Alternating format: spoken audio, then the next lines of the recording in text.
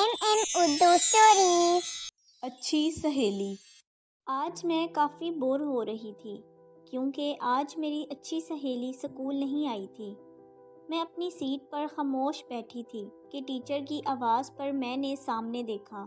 مس کسی لڑکی کا تعارف پوری کلاس سے کروا رہی تھی۔ اس کا نام مس نے سائمہ بتایا۔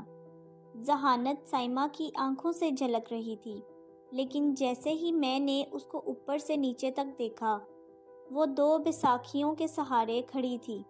پہلے تو مجھے بہت افسوس ہوا، لیکن جب مس نے اس کو میرے ساتھ بیٹھنے کو کہا تو یہ افسوس غصے میں بدل گیا، کیونکہ یہ میری سہیلی کی جگہ تھی اور سائمہ کے یہاں بیٹھنے سے میری سہیلی کو مجھ سے دور بیٹھنا پڑتا۔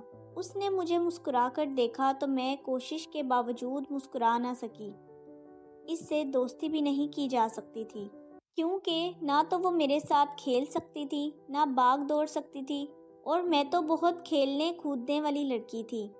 میں اسے دوستی کر کے بور نہیں ہونا چاہتی تھی۔ دوسرے دن میری سہیلی اسکول آئی تو اس کو پیچھے بیٹھنا پڑا۔ میری سہیلی اور باقی کلاس فیلوز نے یہ منصوبہ بنایا کہ اس کو تنگ کریں گے کہ یہ خود ہی اسکول چھوڑ کر چلی جائے۔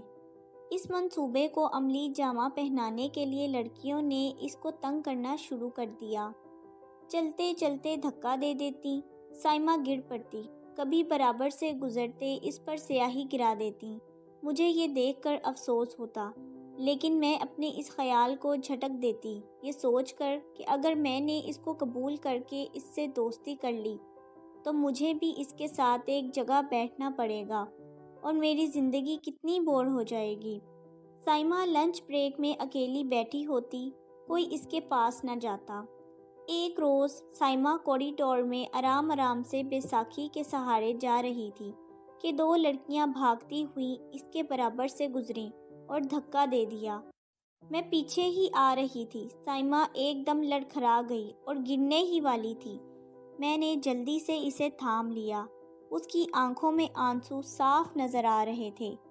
میں نے اس سے پوچھا کہ کیا ہوا تو وہ صاف ان لڑکیوں کو بچا گئی اور کہا، میں لڑکھڑا کر گر گئی تھی۔ مجھے پتہ نہیں کیوں اس وقت ان لڑکیوں پر بہت غصہ آیا۔ میں اس دن سائمہ کے ساتھ ہی رہی۔ دوسرے دن تو حد ہی ہو گئی۔ لنچ بریک میں جب سب گراؤنڈ میں کھیل رہے تھے، میرا گزر کلاس کے باہر سے ہوا تو میں نے دیکھا سائمہ کلاس میں بیٹھی رو رہی ہے۔ میں اس کے پاس گئی تو اس نے کہا، لڑکیوں نے اس کی بیساکھیاں چھپا دی ہیں، میں بیساکھیوں کے بغیر نہیں جا سکتی۔ یہ کہہ کر وہ رونے لگی۔ میں اسی وقت ان لڑکیوں کے پاس گئی جنہوں نے سائمہ کو تنگ کرنے کا پروگرام بنایا تھا۔ ان لڑکیوں سے کہا، اگر تم نے سائمہ کی بیساکھیاں واپس نہ کیں اور اس سے معافی نہ مانگی تو میں سچ ہر بات پرنسپل کو بتا دوں گی۔ میری یہ دھمکی کام کر گئی اور ان لڑکیوں نے خود بیساکھیاں سائمہ کو واپس کر دیں اور اس سے معافی بھی مانگی اور آئندہ تنگ نہ کرنے کا بھی وعدہ کیا۔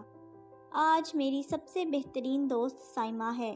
وہ پڑھنے میں بھی بہت اچھی ہے، وہ پڑھائی میں میری مدد کرتی ہے اور میں عام معاملات میں اس کا ساتھ دیتی ہوں۔ Subscribe for more videos.